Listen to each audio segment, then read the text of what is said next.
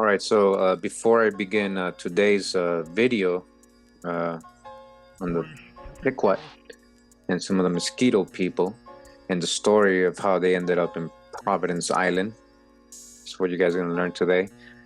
I wanted to emphasize something very important because it's going to mention Puritans a lot. We know that the Puritans were the people who were kind of doing a lot of the enslavement of American Indians in New England, Massachusetts, Connecticut, all these places.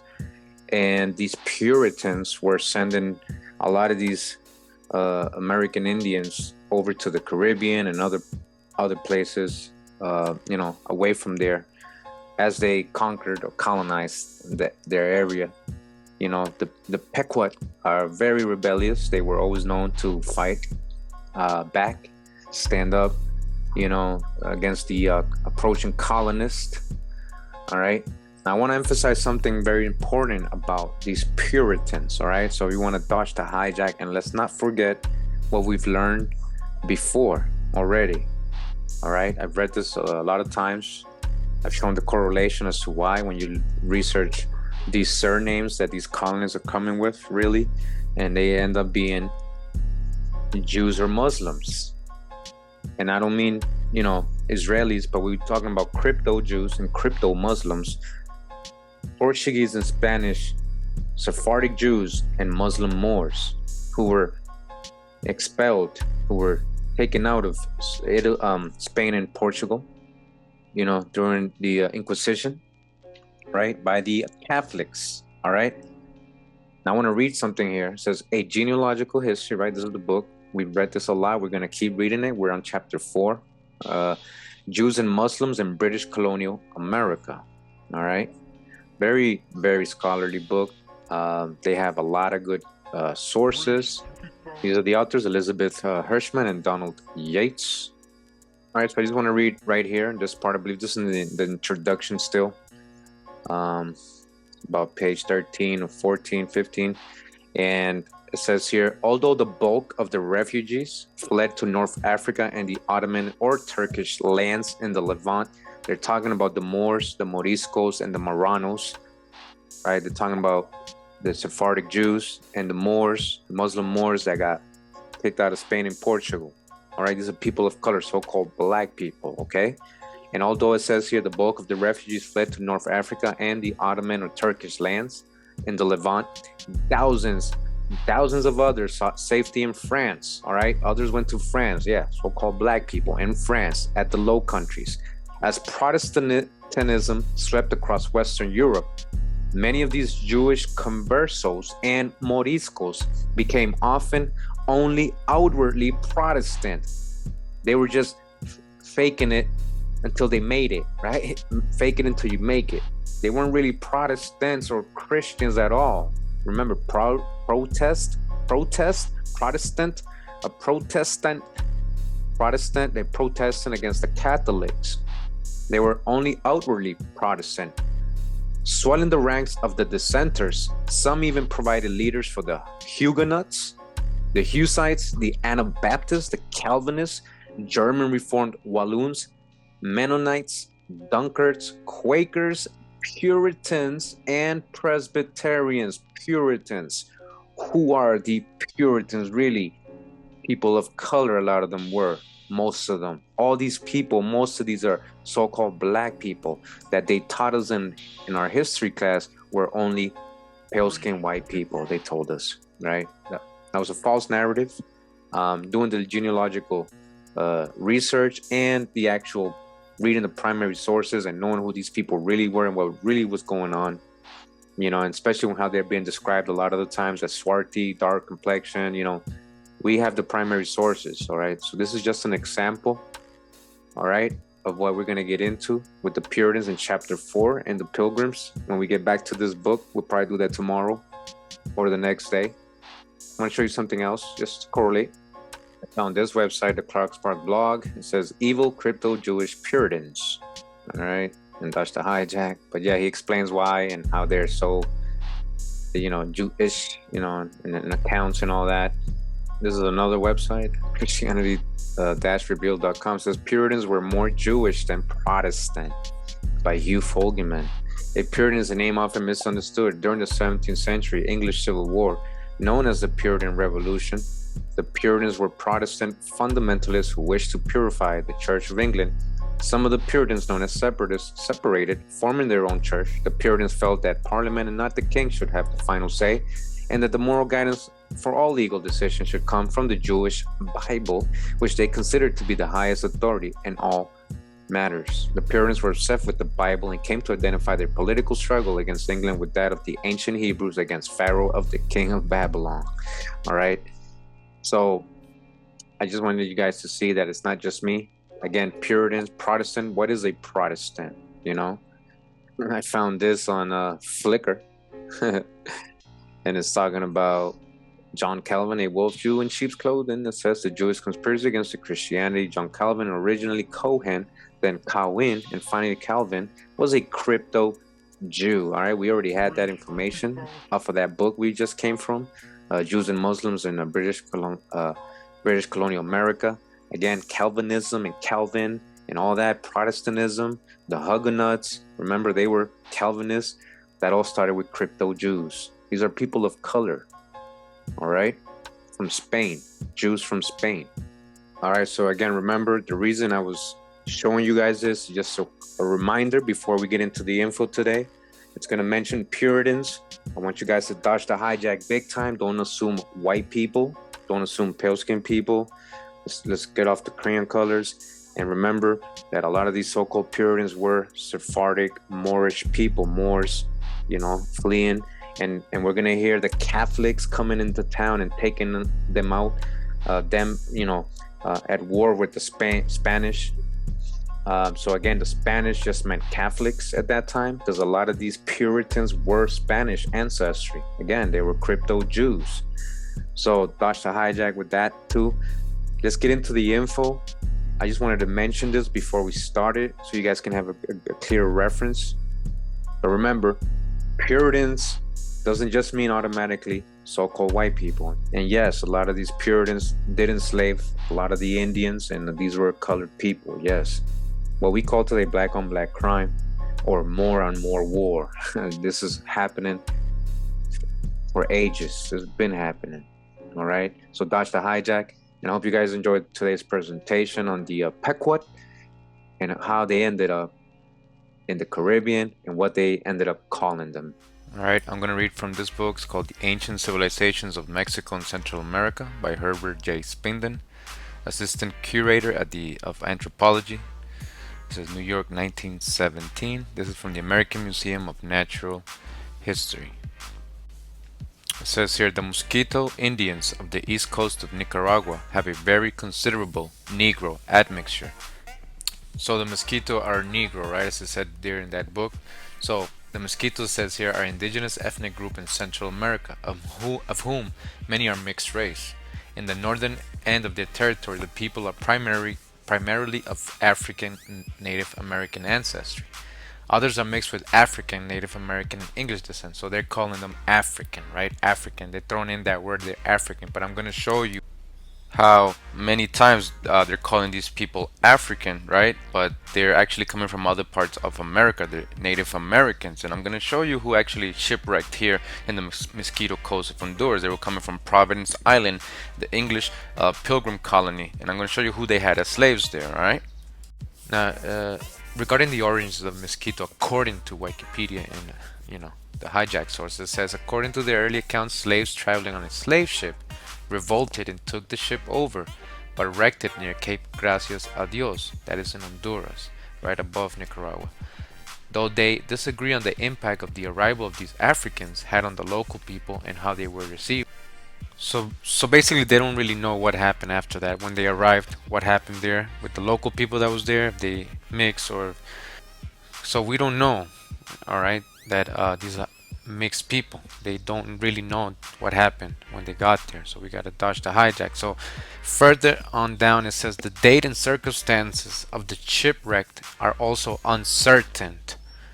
Bishop Garrett and Arlovy related that the shipwreck in 1641. It says a number of Africans reached the coast from shipwrecked slave ships, all right, notably one in the mid 17th century. All right, so we got to dodge the hijack again. sabotage, to hijack Africans, the survivors of shipwrecks and or escaped slaves from Providence Island colony settled around Cape Gracias a Dios. They intermarried with the indigenous people. So now they're saying that these Africans, right, that arrived at the Mosquito Coast, right there in Cape Gracias a Dios, which is in Honduras, right on top of Nicaragua, said that they were from Providence Island colony.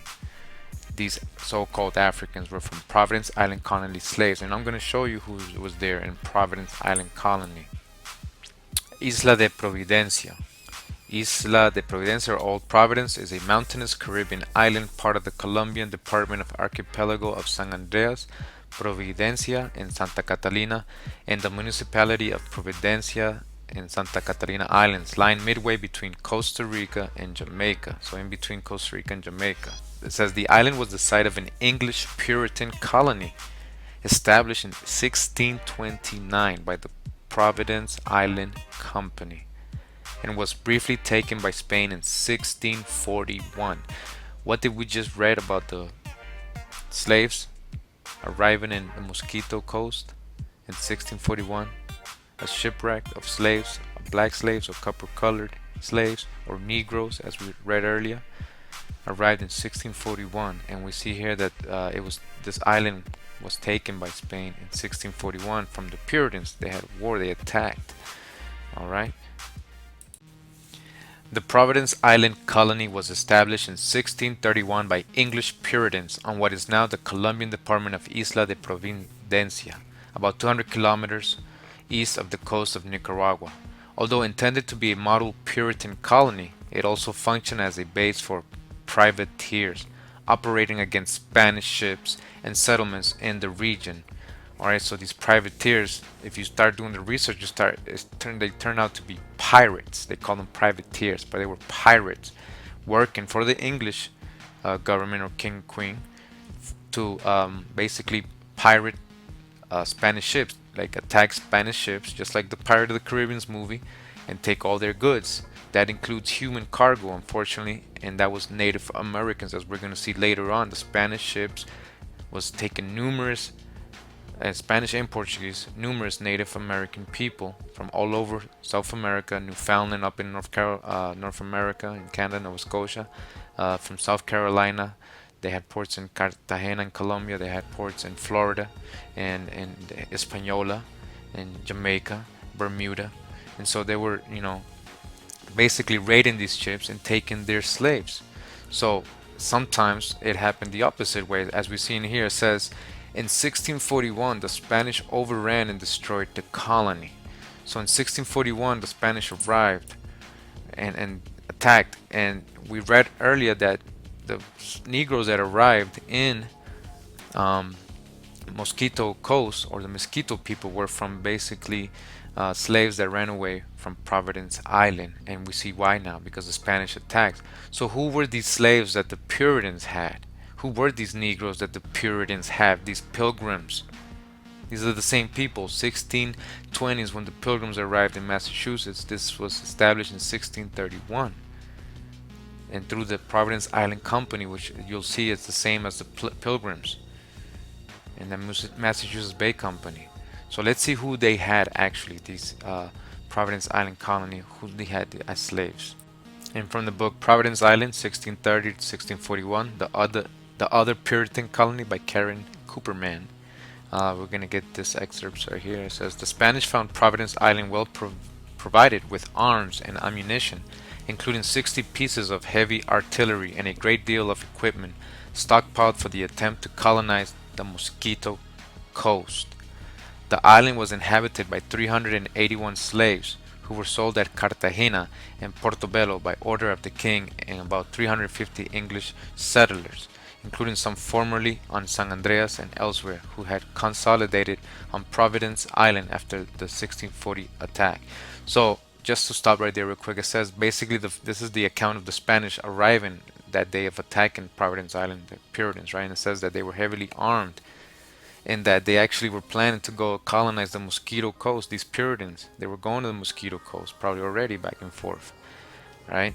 And it says that the slaves, or the people that they had there, were sold in Cartagena, Colombia. So they grabbed some of the Puritan slaves and sold them in Cartagena and Colombia after that. It says that continues says the number of slaves was much lower than the Spanish expected. They learned that the English, fearful of rebellion, had dispersed many of their slaves to St. Christopher's and Bermuda. So they had sent many of their slaves to other islands, the Puritans, right? Now they were bringing these slaves from Massachusetts. I'm going to show you. Watch. 18th century accounts of the Mosquito Coast hold that the ship manned by the rebelling slaves was wrecked south of Cape Gracias a Dios in 1641. Again, that was in Honduras, and that's where the so-called slaves or so-called Africans were shipwrecked, right, in 1641, and they were from Providence Island, Puritan slaves that they had escaped. It says these memoirs differ on the escapees' origin. So they still really don't know the origin, right? The theory is that they were fleeing from Providence Island as it fell to the Spanish. All accounts agree that the newcomers melded into the native population. Alright, so as you can see, more correlation that they were coming from Providence Island after the Spanish had invaded and attacked the Puritans. So it was the slaves of the Puritans who fled. Alright, so I just wanted to give you a reference of where you can find Providence Island or Isla de Providencia. So you can see where the red marker is. That's basically the island. And right behind, under it, or right next to it, you see Nicaragua. Right under, you see Costa Rica. Above it, a little bit towards the northeast, you'll see Jamaica. So right in between Costa Rica and Jamaica, right next to Nicaragua. So there was a Pilgrim Puritan colony here in the 1600s. 1629 they arrived. You said that. You heard that, right? And then 1631 they established the colony. All right. So did you know that the Pilgrims had another colony all the way down here in Central America? And you know who they were bringing, right? I'm going to show you who they were bringing down here as slaves. So you can see up towards the northwest, you see Gracias a Dios. That's basically where the shipwreck landed supposedly, and Gracias a Dios more towards the shore. And so you can get a little reference. So let's read a little bit more about Isla de Providencia. It says here in this book, Brethren by Nature, New England Indians, Colonists, and the Origins of American Slavery. So we're going to jump to this part of the book. It says here, the rapid entry of Indians into the labor market in other English colonies in the late 1620s and the 1630s exposed this gap. The anomalous status of Indians as laboring groups that occupied a legal gray area between servants of European origins and African slaves attracted attention and legislation a year before the Pequot conflict, all right? In Barbados and Providence Island, all right, Providence Island, right? Two colonies with close ties to New England. All right, so there was Indians being enslaved over there. So it says Pequot and Manicean captives exported out of New England in the 1630s entered an Atlantic world where Indians already composed a significant proportion of the agriculture and public works and infrastructure labor force. So you're seeing they were sending out Pequot and Manicean captives, right? Continuing says they joined Caribs and Arawaks. So they're talking about the Pequot and Madison. They joined Caribs and Arawaks from the Caribbean islands, Guyana and Venezuela, Mosquitoes, and members of smaller groups raided by the Mosquitoes from Central America, and Indians from northern Mexico and South America traded through Gracias de Dios. So they had a trading colony there of Indians in Honduras where the shipwreck landed. Right, and they're telling you that there was already mosquitoes there when the Pequots were being sent. All right, they were joining them. It says a port on the coast between present-day Nicaragua and Honduras that we just mentioned. It says Indian captives from this western rim region also moved to and through Jamaica, which served as a hub of the region's labor market. All right, so Indians. All right, not Africans. By the 1640, the Dutch in New York and the English in Virginia exported Indian captives to Curaçao, Bermuda, and Barbados. All right. Continuing on the Puritan colony of Providence Island, organized by many of the same figures who backed the Massachusetts Bay Company, despite early efforts to limit African slavery and to prohibit Indian slavery, the slave population exploded after 1634. And slaves outnumbered English colonists by the end of the decade. So they were going crazy with it, enslaving these Indians. Providence Island Company officials and investors differed somewhat on the land's inheritability of slave status. once eminent counselor named Samuel Richworth, who supported the rights of the English servants against company and planter exploitation, also attacked slavery vehemently as incompatible with godly aims and encouraged slaves to rebel. But in practice, by 1634, most planters expected slaves to work for life and claimed ownership of the children of non-European workers. Again, a crucial distinction between slavery and servitude. All right, so they're talking about that, first so-called slaves were actually indentured servants. And as he's explaining, they were, you know, arguing what they should do because they were basically enslaving these Indians for life when they were supposed to be just servants. They had a contract to. All right. Such was the demand for labor that despite two major slave revolts and the presence of stiff Maroon community, the government refused to let inhabitants who left the island for any reason take enslaved workers with them because they were needed for construction of public defense projects as well as agricultural work. Captain Bell did receive permission to sell his plantation and leave with his Indian woman, wife, and Negroes in 1638. Possibly Bell's Indian was a New England captive, all right? A New England captive, all right, from New England. In one of the only surviving documents that mentions the Pequots in May 1638, the company's officials warned the governor of Providence Island that we would have the cannibal Negroes from New England inquired after, whose they are and special care taken of them. So first of all, let's stop here. Look what they're saying. They're saying that there's an official document that mentions that the Pequot in 1638, they were in Providence Island. They were being sent there. If we know the story of the Pequot War with the English and the Puritans, we see that they after they had lost, they were enslaved and sent to the West Indies and even to Cape Verde. All right, and the South, they were sent to other colonies of English colonies. So it says here that we would have the cannibal Negroes from New England inquired after, whose they are and special care taken of them. They said that they need to be taken care of because if you know the stories of the Pequots, they were really rebellious. They wouldn't go down without a fight. They never ceased to fight. They were actually beaten and sent enslaved. They never made treaty towards the end. And just in case if you didn't capture that, they're referring to the Pequots as cannibal Negroes, right? They call them the Pequots Negroes. So who's really arriving to the Mosquito Coast? Who were these slaves? Africans, so-called, right? They were Pequots.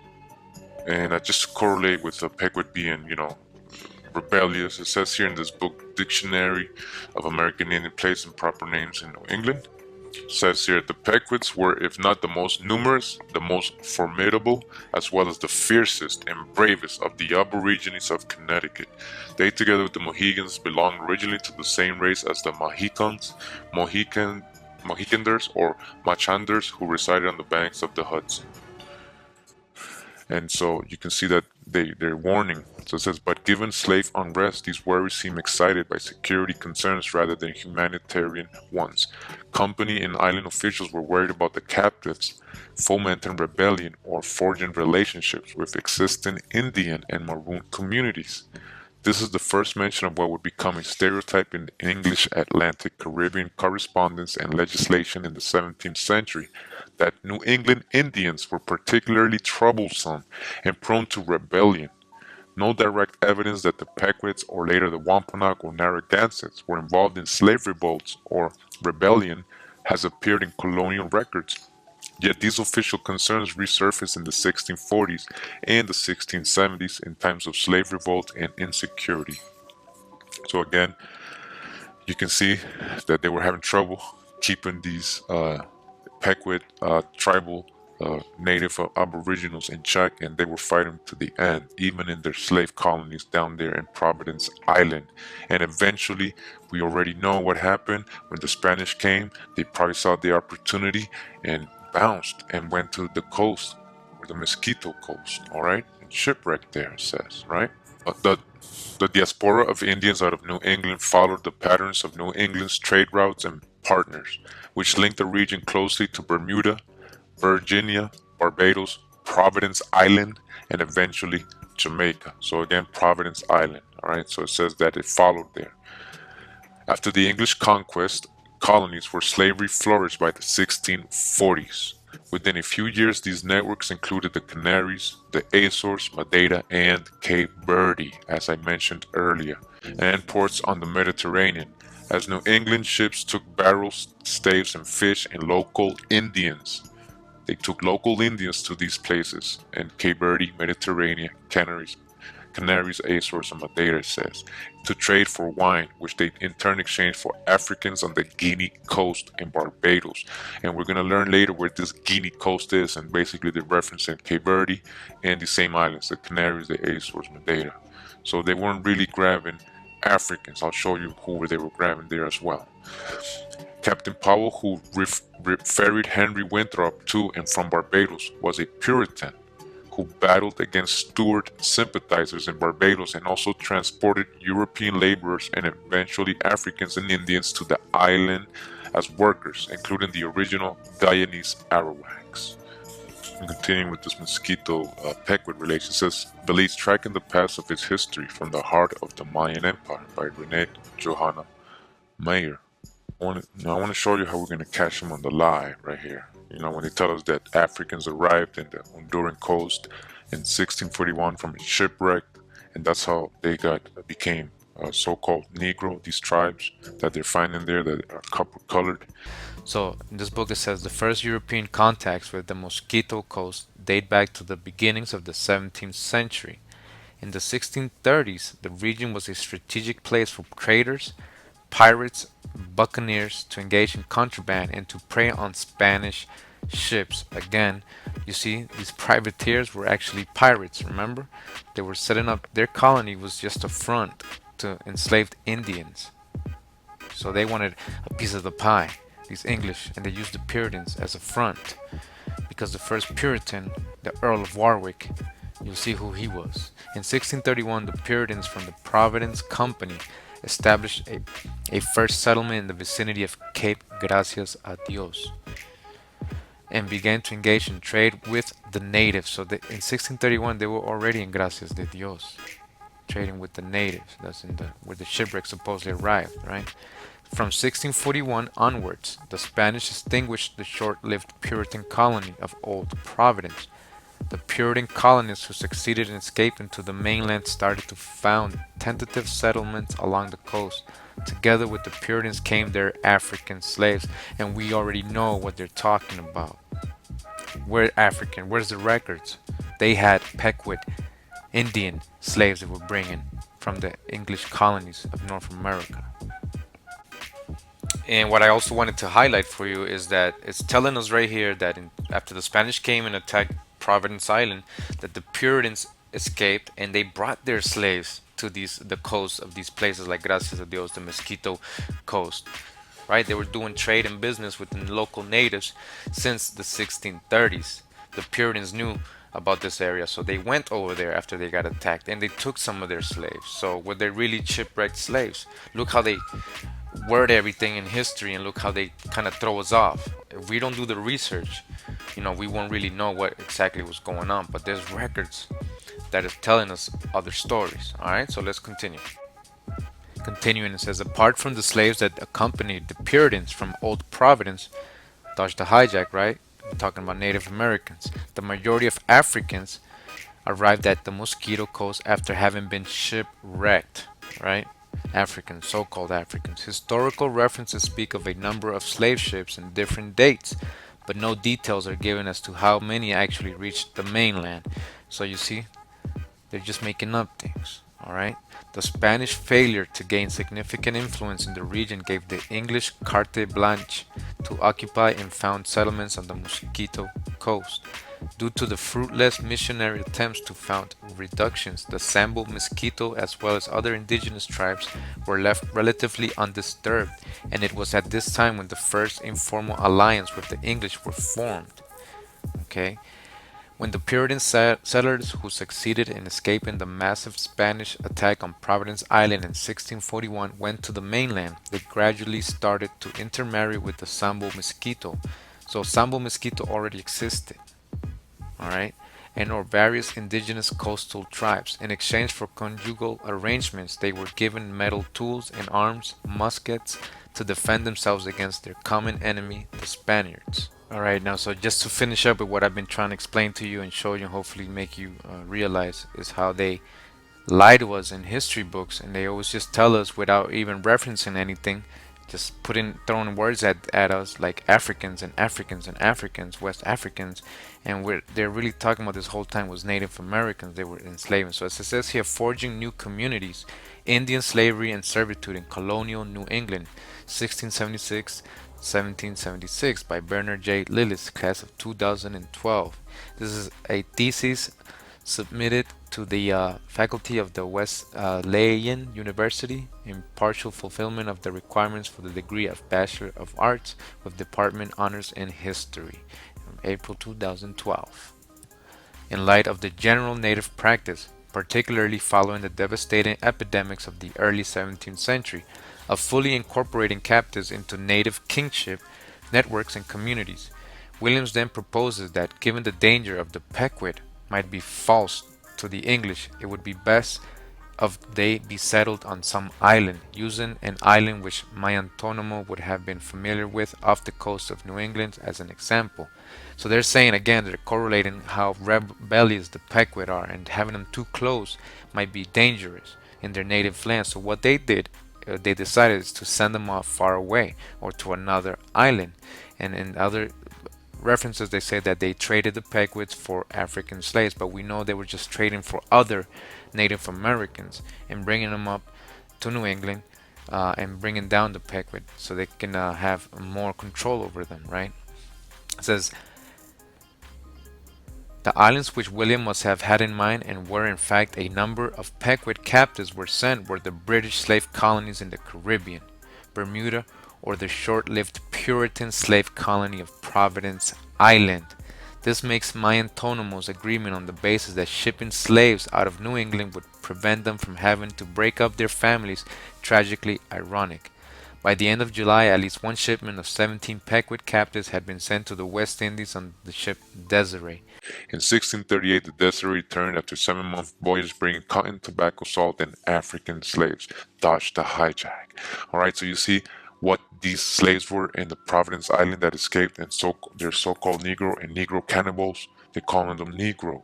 And they're actually Pequot Native Americans that lost the war against the Puritans in Massachusetts. They were enslaved. They were sent to the West Indies, and one of these places was Providence Island. In other accounts, if you do the research, you'll see that they were trying to head to Bermuda and it steered off course, and it actually went all the way to Providence Island and dumped all the Pequot captives there.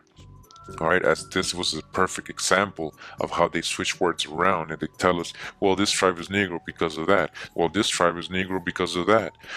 Shipwrecked Africans or Africans who came before Columbus, they got lost. Or they'll make something up, they'll always add African to it because they want to throw you off.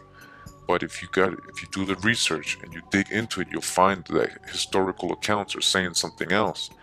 And there is no historical accounts telling me straight up that these Puritans had Africans from West Africa, whatever country they were getting them from, supposedly, and bringing them straight to Providence Island, and then from there, selling them, or from there the Africans escaping and going into the Mosquito Coast and becoming the Mosquitoes. We just debunked all that. Hopefully, you saw that.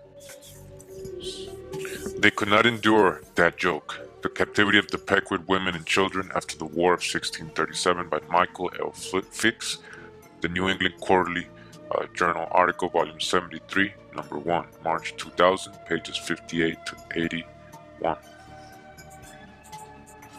And jump into this part of the journal. It says, after the swamp battle, he reported in his journal the English forces had captured and killed about 700 Pequots. Earlier, he had noted the deaths of about 400 Pequots. The resultant estimate of 300 living captive Pequots conforms to the combined totals 319 reported by the various chroniclers of the war.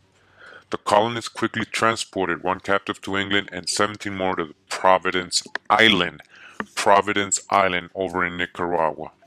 So in the bottom of this page, on the footnote, from what we just read, it says, Winthrop Journal, colonial authorities intended to send these captives to Bermuda. Instead, a navigational error resulted in their delivery to Providence Island. Ethel Bossivane claims that Pequots were shipped to Bermuda in 1640, and after 16 1850. In drawing this conclusion, she relies on the works of James E. Smith and Van Wyck Mason. However, Mason and Smith failed to provide any specific documentation of Pequot slavery in Bermuda. They only cite sources that contain references to Indians of unknown and non-New England origins. So it says, see Boissevain, whatever became of the New England Indians shipped to Bermuda to be sold as slaves. Man in the Northeast, 1981. And Smith, Slavery in Bermuda.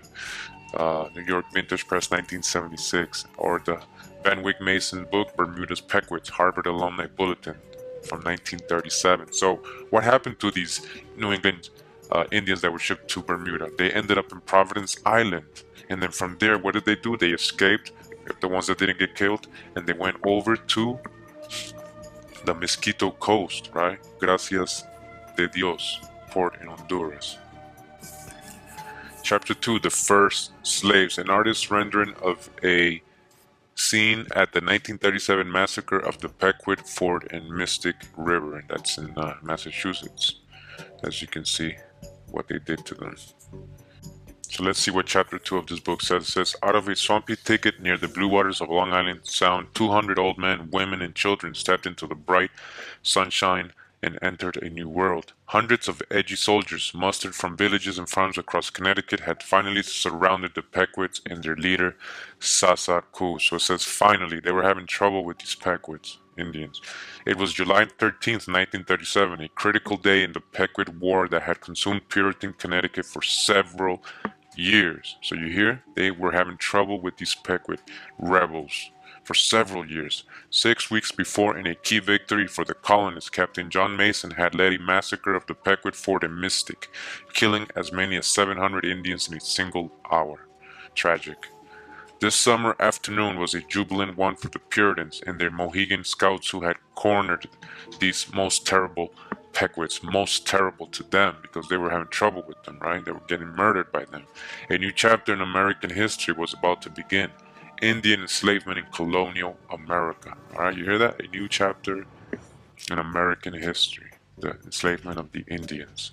Among the Pequots caught in the bog in what's now part of Fairfield, a group of perhaps 17 most likely children were thought to have been exported as slaves. Others were handed out to soldiers as wartime booty. Historians believe that these 17 Pequot later ended up on an island off of Nicaragua. Boom, there you go. Nicaragua, the Mosquitoes. Like many of the Indian slaves sent from America over the next century, there is little record of what happened to them. Alright, so little record of what happened to them, or they don't want us to correlate. That this island off the coast of Nicaragua where they're talking about is actually Providence Island. We know that already. And the Providence Island had Pequot slaves, and it was attacked in 1641 by Spanish, and the Puritans with their Pequot slaves went over to Gracias a Dios and became intermingled supposedly with the Mosquito natives, or enslaved some more there, because the Mosquitoes were loyal to the English crown, as we know, and helped them enslave other Native Americans by the thousands. Alright, so they telling us there's no record of what happened to them because they don't want you to know all that. And just to correlate, I want to read this to you guys. It says here, cannibal Negroes, Atlantic Creoles, and the Identity of New England's Charter Generation. This is by Linda M. Haywood and John K. Thornton, Professor of History and Director of the African American Studies Program, Boston University. All right. I want to go to this part real quick. Just to correlate, it says African or Native American cannibals. Huh? All right. Before exploring their origin, we must decide if the cannibal Negroes of the cryptic one-line reference that appeared in the records of the Providence Island Company in 1638 were in fact Africans. Karen Kupperman, whose work on the company's activities is the modern standard, has argued that these cannibals were actually Pequots. They were American Indians being called Negroes or cannibal Negroes. They were captured, enslaved, and deported to Providence Island following their crushing defeat on May 26, 1637. After that battle, there was some debate as to the fate of the Pequot captives. As reflected in Roger Williams' musings when he wrote to Winthrop about them, the scripture is fully of mystery and the Old Testament of types. If they have deserved death, this sin to spare. If they have not deserved death, then what punishment, whether perpetual slavery? In the end, the perpetual slavery argument won out, for according to John Winthrop, the New Englanders sent 15 of the boys and 2 women to Bermuda by Mr. Pierce, but he missing it carried them to Providence Island. All right, they ended up in Providence Island. Remember, Pierce returned cargo delivered by his ship, the Desiree, on February 26, 1638, included some cotton, tobacco, and negroes, etc. I'm in this book right now, Denison's A Narrative of Captain George Denison and His New England by Catherine de Montesquieu. It says here the roots of slavery in Massachusetts. In 1637, when the Pequot War began, there were no slavery laws in the Massachusetts Bay Colony. Many Native Americans taken captive during the war escaped soon after being captured, and some Native American captives were sold into slavery in the West Indies. Further down, it says here 180 women and children were divided between Massachusetts and Connecticut to be used as servants. They're talking about the Pequots. 2 women and 15 boys were sent to Bermuda by Mr. William Pierce to be sold as slaves, right? We're talking about Indians, right? Slaves, but were carried by mistake to Providence Island. All right, they were sent to where? Providence Island. Again, who was these so-called cannibal Negroes that they were sending over there? They were Pequot Indians. All right. Among the women taken was the wife of the Sakim Mononoto. All right, the queen. The queen was there with her 2 children, whose demeanor and behavior was such as to win the respect of even the most violent Indian haters. In the absence of evidence to the contrary, I would suggest that Mononoto was in command of the Indians in the swamp at Fairfield and led the party estimated by Captain Mason at 70, which escaped. All right, she was in charge. Almond Wheeler Lauber also discussed the Great Swamp Fight of 1637 and Native American captives in his 1913 publication, Indian Slavery in Colonial Times. Within the present limits of the United States, he describes the Pequot War as the earliest of the slave-producing wars in New England. All right, so before we leave today, just wanted to bring you here over to Kiowa Yesa, Kiowa_Yesa's Instagram page. Make sure to follow the brother. He got a lot of fire in there for the hijacks. Yeah. And he has a good question. When did Negro become exclusive to African? It says here, Winthrop's journal for February 26, 1638 mentions a ship, the Desiree, which had just returned from a 7-month voyage and whose cargo included some cotton and tobacco and negroes. But for several reasons, we cannot be certain that those Negroes were of African origin or ancestry. The Massachusetts Bay colonists had already begun to enslave American Indians the year before, during the Pequot War, and had shipped many of those enslaved Pequots to the English Caribbean colonies. Since the Desiree had stopped in the British Caribbean before returning to Salem, and since Indians were frequently referred to by the English as that of era as Negroes, all right, in that era, the Africanness of the Desiree's human cargo was brought into question. Another example of the questionable origins of enslaved persons in New England is found in a reference to Negro slaves being brought into Massachusetts from the Bahamas in 1639.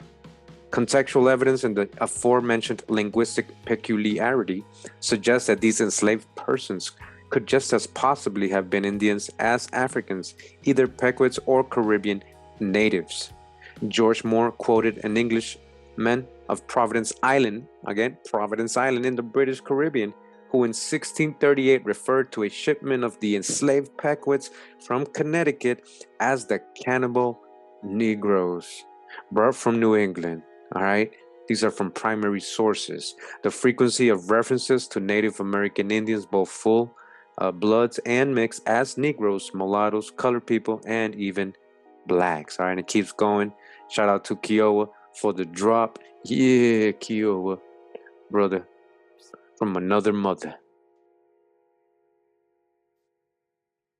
Yeah, so I'm like you guys. I celebrate American history, which is our history, every month out the year. And I hope that for parents and kids that go home, now we have the internet. Now we have tools at our hand. And no, you aren't being taught Black American history in schools, but now we can still go out and find that history. It's not like when we grew up and maybe it was buried someplace in the encyclopedia. All you got to do is go type in some words and you can get it right now and understand where you've come from and how special you are. Can I just end with this one thing? These four brothers sitting here, we didn't all come from Africa. And there was a country before 1492, and our history goes way beyond 1492. So you can't start us at 1492. We were always here. We were always here. We were always here. We were always here.